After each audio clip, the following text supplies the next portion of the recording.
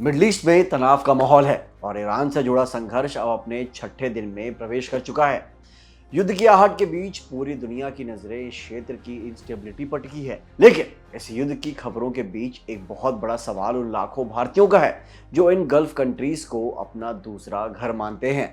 आखिर वहां कितने भारतीय काम कर रहे हैं और क्या आप जानते हैं कि मिडल ईस्ट के किस देश में भारतीयों को सबसे ज्यादा सैलरी मिलती है? आज हम प्रवासी वर्कफोर्स मैनेजमेंट प्लेटफॉर्म की उस लेटेस्ट रिपोर्ट का कच्चा चिट्ठा खोलेंगे जो बताती है कि किस उम्र के युवा सबसे ज्यादा खाड़ी देशों का रुख कर रहे हैं और वहां कमाई के मामले में कौन सा देश नंबर 1 है। अगर आप या आपके जानने में कोई भी वहां रहता है तो यह रिपोर्ट आपके लिए एक मस्ट वॉच है। चलिए देखते हैं मिडल ईस्ट में इंडियन वर्कफोर्स का पूरा डेटा। मिडल ईस्ट में बढ़ते तनाव के बीच अगर हम उन देशों की बात करें जो भारतीयों के लिए सपनों की नगरी बन चुकी है तो वो यूएई है। यूएई इस लिस्ट में सबसे ऊपर आता है। आज के समय में करीब 34 से 35 लाख भारतीय यूएई को अपना कर्म क्षेत्र मान चुके हैं और इसके पीछे की सबसे बड़ी वजह है वहां का टैक्स फ्री इनकम सिस्टम। यानी आप जो भी कमाते हैं उसका बड़ा हिस्सा आपकी जेब में रहता है। दुबई और अबू धाबी जैसे शहरों का वर्ल्ड क्लास इंफ्रास्ट्रक्चर और वहां की डाइवर्स इकोनॉमी भारतीयों को अपनी ओर खींचती है।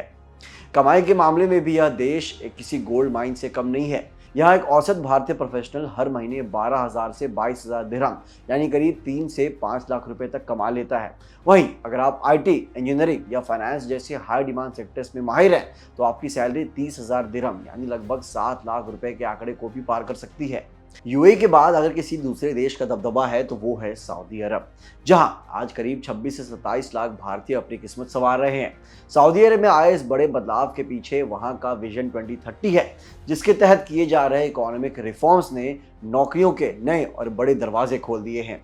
कमाई के मामले में भी सऊदी अरब पीछे नहीं है। यहाँ एक औसत भारतीय प्रोफेशनल हर महीने लगभग 16,000 रियाल यानी करीब 3.5 लाख रुपए तक आसानी से कमा लेता है। लेकिन अगर आप ऑयल या टेक जैसे पावरफुल सेक्टर्स में हैं तो ये सैलरी का आंकड़ा और भी ऊंचा चला जाता है।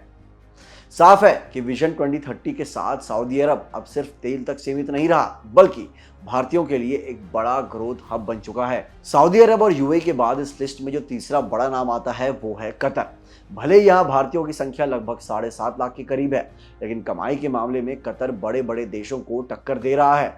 कतर आज भारतीयों के लिए टॉप पेइंग कंट्रीज में शुमार है जहां एक औसत प्रोफेशनल हर महीने 18,000 कतरी रियाल यानी करीब 4.5 लाख रुपए तक पैकेज उठा सकता है। यहाँ सबसे ज्यादा डिमांड एनर्जी और इंफ्रास्ट्रक्चर सेक्टर्स में है जहां काम करने वाले भारतीयों को न केवल बेहतरीन सैलरी मिलती है बल्कि ग्लोबल एक्सपोजर भी मिलता है। साफ है कि छोटा देश होने के बावजूद कतर अपनी हाई सैलरी और मजबूत इकोनॉमी की वजह से भारतीय वर्कफोर्स के लिए एक बहुत बड़ा हॉटस्पॉट बना हुआ है। कतर के बाद अगर हम बात करें कुवैत की तो यह देश भी भारतीय प्रवासियों के लिए एक मजबूत स्तंभ बना हुआ है। आज कुवैत में करीब 10 लाख भारतीय अपनी प्रोफेशनल लाइफ को नई ऊंचाइयां दे रहे हैं। दिलचस्प बात यह है कि कुवैत की करेंसी कुवैती दिनार दुनिया की सबसे ताकतवर करेंसियों में से एक है और यही वजह है कि यहाँ काम करने वाले भारतीयों की औसत सैलरी करीब 1,500 दिनार तक पहुंच जाती है। भारतीय रुपयों में अगर इसे कैलकुलेट करें तो यह रकम लगभग 5 लाख रुपए प्रति माह बैठती है। अपनी मजबूत इकोनॉमी और भारतीयों के लिए ढेरों अवसरों के साथ कुवैत आज भी मिडल ईस्ट के सबसे आकर्षक जॉब मार्केट्स में अपनी जगह बनाए हुए है। कतर और कुवैत जैसे हाई पेइंग देशों के बाद इस लिस्ट में 2 और नाम आते हैं जिन्हें मिडल ईस्ट का बैलेंस्ड मार्केट कहा जाता है और वो है बहरीन और ओमान। इन दोनों देशों के भारतीय प्रोफेशनल्स के लिए मीडियम लेवल के बेहतरीन विकल्पों के तौर पर देखा जाता है। अगर हम आंकड़ों की बात करें तो बहरीन में एक औसत भारतीय की सैलरी करीब 12,000 बहरीनी दिनार के आसपास रहती है।